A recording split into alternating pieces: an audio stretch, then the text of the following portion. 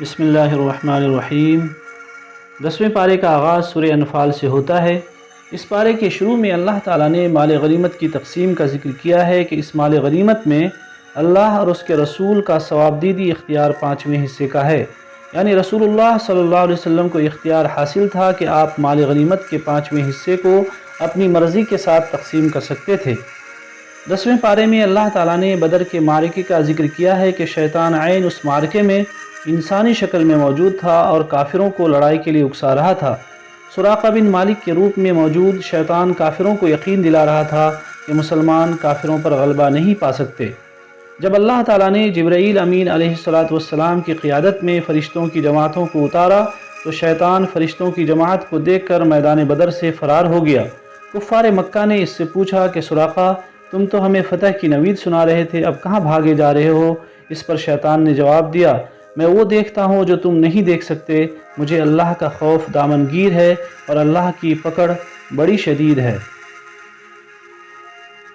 اس سورہ مبارکہ میں اللہ تعالیٰ نے یہودیوں کی متواتر بدعہدیوں اور خیانت کے بعد اس آیت کا نزول فرمایا کہ اگر آپ کو کسی قوم کی جانب سے خیانت کا ڈر ہو تو اس کا معاہدہ لوٹا کر حساب برابر کر دیجئے، بے شک اللہ تعالیٰ خیانت کرنے والوں کو پسند نہیں کرتا۔ اس سورہ میں اللہ تعالیٰ نے مسلمانوں کو اس بات کی تلقین کی ہے کہ کافروں سے مقابلے کے لیے ہر ممکن طاقت اور گھوڑوں یعنی فوجی ساز و سامان کو تیار رکھیں۔ اس تیاری کی وجہ سے اللہ تعالیٰ کے دشمن اور مسلمانوں کے دشمن مرعوب ہوں گے، اور وہ پوشیدہ دشمن بھی جن کو مسلمان نہیں جانتے، اور اللہ تبارک و تعالیٰ کے راستے میں مسلمان جو خرچ کریں گے ان کو اس کا پورا اجر ملے گا۔ اس سورہ مبارکہ میں اللہ تعالیٰ نے یہ بھی بتلایا ہے کہ مسلمان افرادی اعتبار سے کمزور بھی ہوں تو کفار پر غالب رہتے ہیں۔ ایک دور میں ایک مسلمان 10 پر غالب آتا تھا، گزرتے دور میں مسلمان کی طاقت میں کمی آ گئی، لیکن پھر بھی ایک مسلمان ہمیشہ 2 کافروں پر بھاری رہے گا۔ سورۃ الانفال کے بعد سورہ توبہ ہے۔ سورہ توبہ قرآن مجید کی واحد سورت ہے جس سے پہلے بسم اللہ موجود نہیں ہے۔ اس کی 2 وجوہ بیان کی گئی ہیں۔ اول تو یہ ہے کہ اللہ تبارک و تعالیٰ نے اس سورہ کو غضب میں نازل کیا، اور دوسری یہ کہ یہ سورہ گزشتہ سورہ انفال کا ہی حصہ ہے۔ سورہ توبہ میں اللہ تعالیٰ فرماتے ہیں کہ جو شخص نماز باقاعدگی سے ادا کرتا ہو اور زکوٰۃ صحیح طریقے سے دیتا ہے، ایسا شخص مسلمانوں کی جماعت سے منسلک ہے اور دینی اعتبار سے ان کا بھائی ہے۔ اللہ تبارک و تعالیٰ نے یہ بھی ارشاد فرمایا کہ بعض کافر اس بات پر اتراتے ہیں کہ ہم حرم کی صفائی کرتے ہیں اور حاجیوں کو ستو پلاتے ہیں۔ اللہ تعالیٰ نے فرمایا کہ حرم اور حاجیوں کی خدمت سے کہیں زیادہ بہتر اللہ تعالیٰ کی ذات پر ایمان لانا اور اس کی خوشنودی کے لیے جد و جہد کرنا ہے۔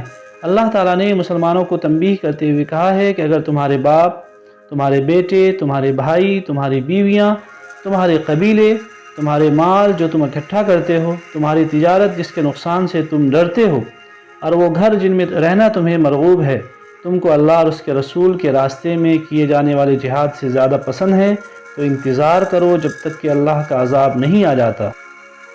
اس پارے میں اللہ تعالیٰ نے حنین کے معرکے کا بھی ذکر کیا ہے۔ مسلمانوں کا ہمیشہ یہ طرز عمل رہا ہے کہ وہ قلت وسائل اور افرادی قوت میں کمی کے باوجود اللہ اور اس کے رسول کے حکم پر ثابت قدم اور اللہ کی غیبی نصرت و حمایت کے طلبگار رہے۔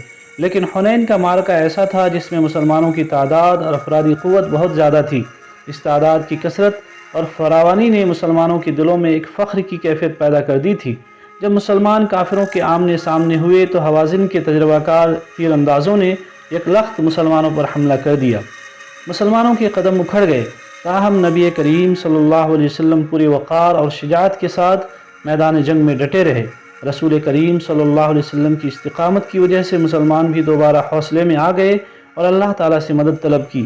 مالک کائنات نے مسلمانوں کو کفار پر غلبہ عطا فرما دیا، اور مسلمانوں کے دلوں میں یہ بات راسخ ہو گئی کہ جنگوں میں فتح وسائل کی کثرت اور فراوانی کی وجہ سے نہیں بلکہ اللہ تبارک و تعالیٰ کے حکم اور اس کی مدد اور نصرت کی وجہ سے ہوتی ہے۔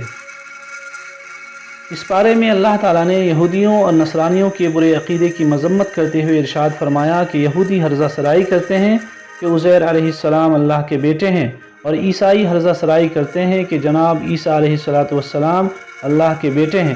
اللہ تعالیٰ ارشاد فرماتے ہیں کہ یہ باتیں انہوں نے اپنی طرف سے گھڑی ہیں، اور اللہ کی ان پر مار ہو جو یہ جھوٹ بولتے ہیں۔ इस पारे में अल्लाह तबारक व तआला ने उन लोगों को वईद सुनाई है जो सोना चांदी जमा करते हैं मगर उसको राह खुदा में खर्च नहीं करते। क़यामत के दिन सोने और चांदी को आग में पिघलाने के बाद उनकी पेशानियों को, पहलुओं को और पुश्तों को दागा जाएगा और कहा जाएगा कि ये उस चीज़ के सबब है जो तुम इकट्ठा करते थे, बस इकट्ठा करने का मज़ा चख लो। इस बारे में अल्लाह ताला ने मसारिफ़ ज़कात का भी ज़िक्र किया है कि ज़कात के 8 मसारिफ़ हैं। इस पर फ़कीरों का हक़ है, मसाकीन का हक़ है, ज़कात इकट्ठा करने वालों का हक़ है, इस्लाम के बारे में नरम गोशा रखने वालों का हक़ है, कैदियों का हक़ है, तावान के तले दबे हुए लोगों का हक़ है, मुसाफिर का हक़ है और अल्लाह के रास्ते में इसको खर्च करना चाहिए।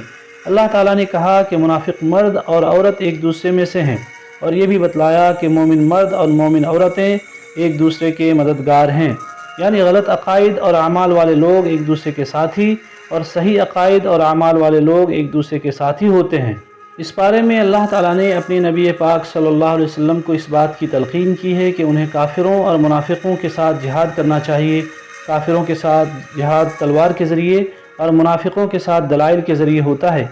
इस बारे में अल्लाह ताला ने बाज़ मुनाफिकीन के अमाल का ज़िक्र किया है कि उन्होंने अल्लाह तबारक व तआला से वादा किया कि अगर अल्लाह ताला हमें माल देगा तो हम उसको अल्लाह के रास्ते में खर्च करेंगे। जब अल्लाह ताला ने उनको माल दे दिया तो वो बुख़ल करना शुरू हो गए। अल्लाह ताला इरशाद फरमाते हैं कि उसने ऐसे लोगों के दिलों में निफाक लिख दिया है उस दिन तक जब तक अल्लाह ताला उनके साथ मुलाकात होगी।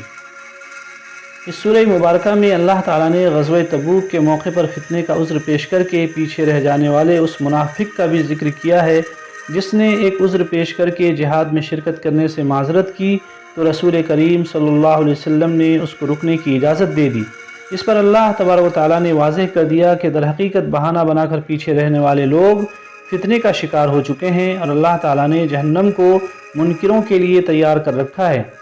इस बारे में अल्लाह ताला ने अपने नबी पाक सल्लल्लाहु अलैहि वसल्लम से फरमाया कि ये मुनाफिक आपकी गुस्ताख हैं, इनके लिए आपका इस्तिग़फ़ार करना उनके किसी काम में ना आएगा, क्योंकि अगर आप उनके लिए 70 बार भी इस्तिग़फ़ार करें तो उनकी शक़ावत क़ल्बी की वजह से अल्लाह तबारक व तआला उनको हरगिज़ नहीं बख्शेगा, क्योंकि उन्होंने अल्लाह और उसके रसूल के साथ कुफ्र किया और अल्लाह फासिकों को हिदायत नहीं देता।